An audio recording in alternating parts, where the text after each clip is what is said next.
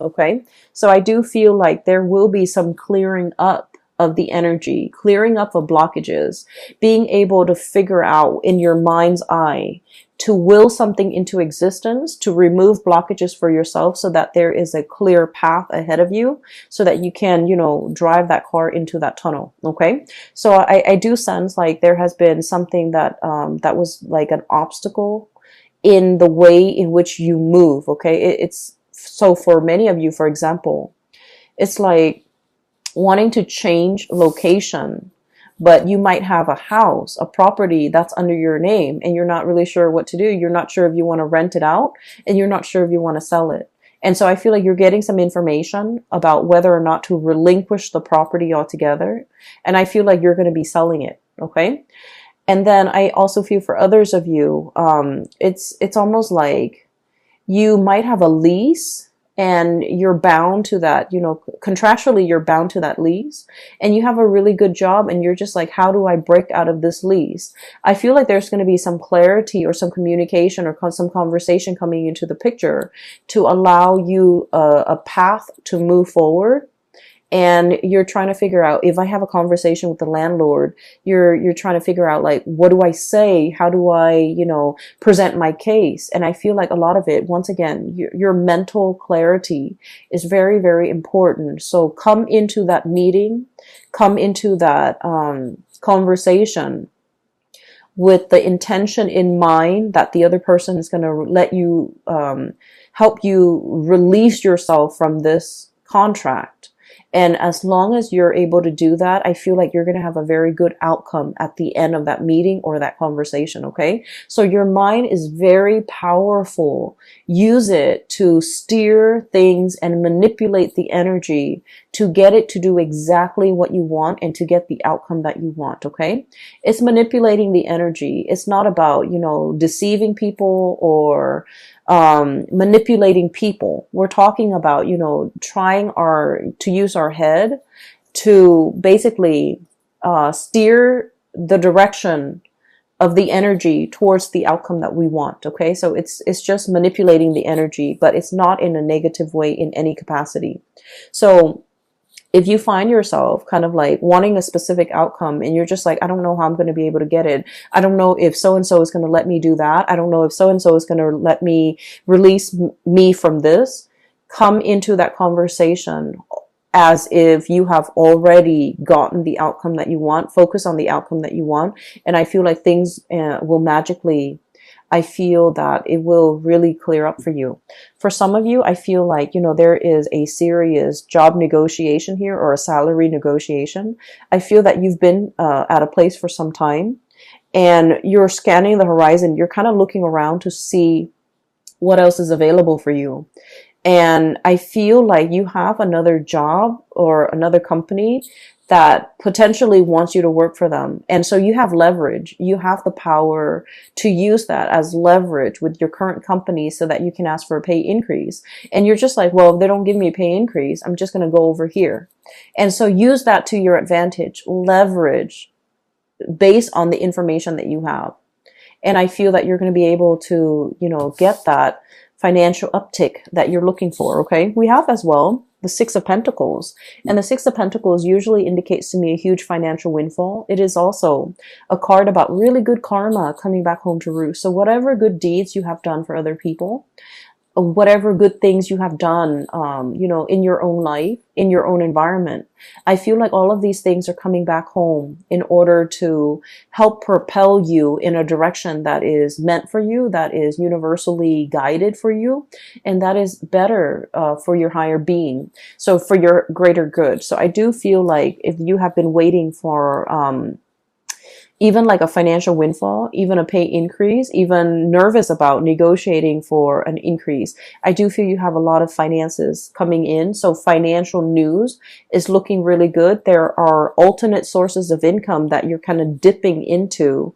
For many of you, you might have a main job that's coming into the picture, and you might have a side gig that's bringing you a lot of money. Okay. And when it comes to side gigs, like creative ventures and things like that, there are many, many different routes that you can take. We have here Six of Pentacles and the Seven of Cups. And the Seven of Cups is historically about choices and options, all the possibilities that are laid out in front of us. And we get to choose, we get to pick which one is most appealing to us, okay?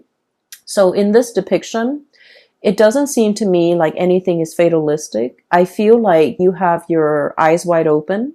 And then I also feel like, you know, through this turbulent past 4 years, you know what works for you and you know what doesn't. You know yourself well enough to know which options would be more viable and which option would be the most stable for you. So you're not looking at this in a, it's like through, you know, rose-colored glasses. You're looking at this through a very, very optimistic lens. And I feel for many of you, there are so many options that you can choose from. I'm feeling though that if you must make a decision, okay, try to wait until after the 15th or so when we are completely out of that Mercury retrograde shadow period completely, okay? And so by that time, I feel like mid-month, something is going to come into the picture to give you a lot more insight and to give you the full picture. So wait for the Mercury retrograde period. The Mercury retrograde period, it started on February 18th, and I believe it's only for 3 months. So I believe it would have been out by March 11th. But there is a shadow period when the planet is still, you know, heavily affecting. So even if we're out of the retrograde period, there's like a lull before the planet can be up and running again. So I feel like it would be best for you to wait until the 15th. It's a good time during Mercury retrograde to really mull over things because we have a lot of insights. But then when it's time, you know, like when the rubber hits the road or when it's really time to implement your plans and make things, take things to the next level or take action on the things that we have been mulling over, it is best to wait after that shadow period. And I would say like the 15th is when you're in the clear in order to execute these decisions. Okay. So I feel like there will be a little bit of stop and go, but then towards the end of the month, it's all systems go for you. And you have a lot of good things that, a lot of projects, a lot of ideas, a lot of opportunities coming in that are yours for the taking. So I feel like you have an abundance in that regard. I do feel there is a little bit of a blast from the past here, and I want to talk about this, okay? So we have here the Six of Cups and the Lovers. Both of these are relationship-oriented cards, okay? The Six of Cups is a very strong soulmate connection that we have with another person. This usually denotes somebody that you have known for a very long time. And even if you haven't known them for a really long time, this indicates like a soulmate connection where you have, you know, you have met each other before. You have shared many, many lifetimes before in the past. And so in this lifetime, when you meet them, their energy feels very familiar. The way they look, the way they act, everything about them just makes you feel very comfortable and very familiar. And it makes you feel at ease. It's like you really know this person. You know this person inside and out. You know what their limits are. You know what their capabilities are. And you know what they're capable of. And you know what type of a person they are. And so I feel like there's somebody in your life that is making a return in your life. And you know this person, you've been longing for this person, you possibly have been missing this person for quite some time.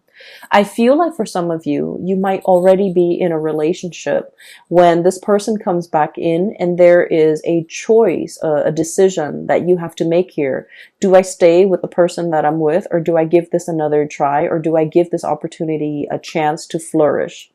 And then I also feel for many of you, especially if you are like single and dating, there are so many dreamy choices and options that are kind of laid out in front of you here with the Seven of Cups, which denotes to me a lot of options, a lot of choices. All of them are actually pretty good, and you have like really strong physical attraction and an emotional attraction to these options and these choices. And then I also feel there is a potential here to really meet somebody that will, you know, dot all the I's and check all the T's and, you know, meet all the requirement in your checklist. Okay. I feel like you have a fated meeting here. It's really strong soulmate connection here that you have with another person. So for example, if you have been, you know, living with a person and you're just like, we're going to get married, and then for whatever reason it didn't happen and you moved away from it and now you're feeling a little bit jaded, I do sense that you're going to meet somebody that will give you the whole 9 yards, that will want to settle down, will want to get married, and they'll want to restore your faith in love and commitment. Okay. If you have been kind of like burned and jaded and you're just like, I'm focusing on myself. I'm going to work and take care of myself. I'm going to buy myself the nice things. I don't need another person to take care of me. And you've kind of been in this space where you're blocking your heart. Okay, the high priestess is very loving, but she's very detached and she can be a little bit cold. And so if you've been kind of like this, where you're protecting yourself, you're not letting people in to hurt you, I feel like you're going to meet a kindred soulmate that will really restore your faith in humanity, and also will really teach you a lot more about love and to kind of make you believe in it again. Okay. So this is a very, very good month I'm feeling for relationships, and especially towards the end of the month with the new relationships coming into the picture. I just want you to know as well that the other thing I feel like we need to be a little bit careful about, okay? Um, Aries, you are a fire sign. And so with you, it's not about what you say, it's about what you do, okay? Fire is all about action, and you're the first sign of the zodiac. So you're very, very driven by your actions. You don't sit there and talk about, you know, this is what I want for my career. This is what I want to study. This is where I want to go for vacation. You just get yourself out there and you do things. And so if you really want to be happy, find somebody who is like you. Okay? Don't listen to the things that they say. Don't listen to all of their dreams and aspiration. Look at the evidence and look at what they're doing for themselves. You know, for example, they might talk about, you know, wanting to save up money and vacation in Italy or somewhere exotic. Italy, Greece, I don't know, wherever. And then, you know, they talk about it for years and years and years, and it just never happens. I feel like I'm hearing you're too old for that. Okay, not that I think you're old, but I feel like life is slipping us by. So while the other person is there making all of these plans, all of these pipe dreams, they're not really making anything happen in the real world. So if you want to be happy, if you want a relationship partner that is a lot like you, if you want somebody that you can travel with, experience life with, and be alongside you, find somebody who is a doer rather than a talker. Okay? So find somebody who is energetically on your same wavelength so that they can do the things with you that you want to do, rather than just talking alongside you about all the things that they want to do, and then you end up feeling very disappointed because you're progressing in life and you're leaving them in the dust. Okay? And then I also feel for many of you, there are so many things that you want to do, so many things you want to see, so many vacations you want to take, so many new sights and sounds and locations, and just so many things that you want to see in your world. And you're at a space right now where you have a lot of financial resources. Things like those pentacles are really piling up. You have a lot of stability relatively in your life right now. It is time for you to get out there and make these dreams happen. Take that trip, go on that vacation, see the world. So I feel like you want movement. You want momentum in your life. You're craving it. And with the Hangman, life is right here. Life is in stagnation. So whatever it is that you need to do, don't wait on it anymore. Use the solar return, kind of like as a jetpack, to get you where you need to be, to make your dreams happen, to kind of like live life and grab life by the horns, rather than just, you know, sitting on the sidelines of life wondering what if. And I feel like, you know, generally, you guys are very, very adventurous. But I feel like when it comes to traveling, when it comes to movement, you want somebody by your side. You want another person to share the experience with. You want a person to travel with because, there's relatively safety in numbers. And I feel like, maybe find that one, maybe make some plans with friends, with family members, just make it happen because life is really pushing you to experience more, to get out more, and to, um, manifest and bring your dreams to fruition.